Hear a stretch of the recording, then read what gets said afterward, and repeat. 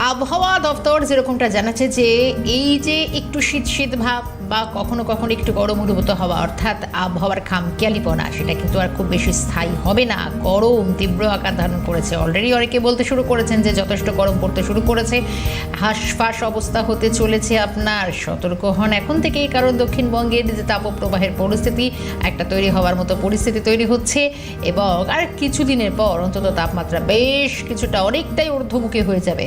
আপনি ভাবতে পারছেন, তার মানে আবারও সেই গলদঘর্ম অবস্থা।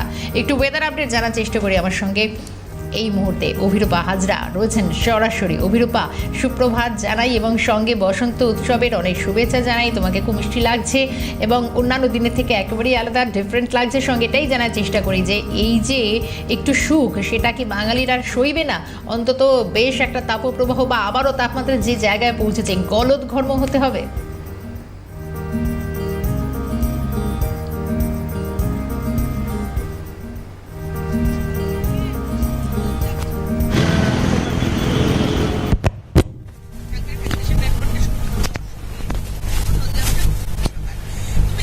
যে শীতের আমেজ এই মুহূর্তে আসতে চলেছে এবং শীতের আমেজ চলে যাচ্ছে, স্বাভাবিকভাবেই বসন্তের একটা ছোঁয়া রয়েছে এবং মানুষের সুখের দিন শেষ, এটা খুব সত্যি কথা। কারণ শনিবার থেকে তাপপ্রবাহের সতর্কতা জারি করেছে আলিপুর আবহাওয়া দপ্তর। আলিপুর আবহাওয়া দপ্তর সূত্রের খবর, শনিবার থেকে বিভিন্ন জেলায় বীরভূম, বাঁকুড়া, পশ্চিম মেদিনীপুর, পূর্ব মেদিনীপুর, বর্ধমান এই জেলাগুলোতে তাপপ্রবাহের সতর্কতা জারি করা হয়েছে, যেটা থাকবে সোমবার পর্যন্ত।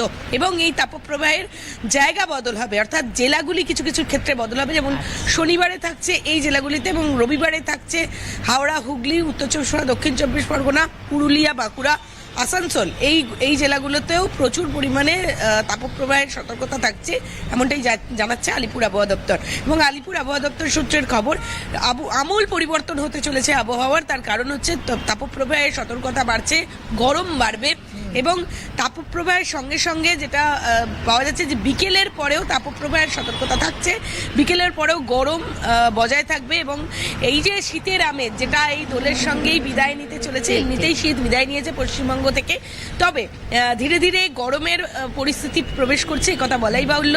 বেলা বাড়লে গরম করছে, রাতের দিকে ঠান্ডা লাগছে। আপাততভাবে ধন্যবাদ জানাই, কারণ ধীরে ধীরে একটা করে দিন পেরোবে আর অবশ্যই গরম আরও অনেকটা বাড়বে। ঘামের গরমে নাকাল হতে হবে দক্ষিণবঙ্গের মানুষকে। এবং অভিরূপা ছিলেন আমাদের সঙ্গে, অভিরূপার এই আপডেট। অভিরূপাকে দেবো ধন্যবাদ।